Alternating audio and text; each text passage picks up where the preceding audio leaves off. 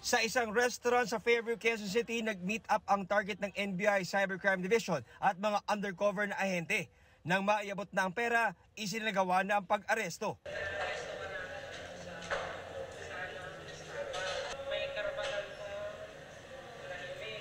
Nagtangka pang mag-text ang suspect ng saklolo pero agad kinumpiska ang kanyang cellphone. Kinilala ang suspect na si J. Ann Balabagno na nakuhaan daw ng ilang annulment documents na napag-alamang mga peke. Ayon sa NBI, nagpapanggap ang suspect na fixer para sa proseso ng annulment para sa kanyang kliyente kapalit ng malaking halaga. Naka-receive kami ng letter from the Chief Justice himself ng Supreme Court natin asking the NBI for assistance. Mayroon daw umiikot sa online nag-o-offer ng non-appearance, annulment, etc.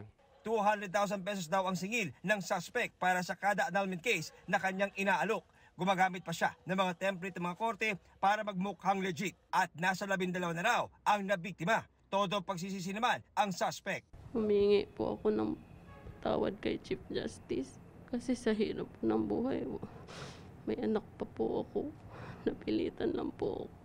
Base sa datos na nakuha ng GMA Integrated News Research, aabot sa 5,536 na kaso ng annulment ang na-file mula 2009 hanggang 2022 sa Office of the Solicitor General. Kadalasan, inaabot ng 1 hanggang 2 taon bago makuha ang desisyon ng korte kaugnay sa hiling na annulment ng kasal.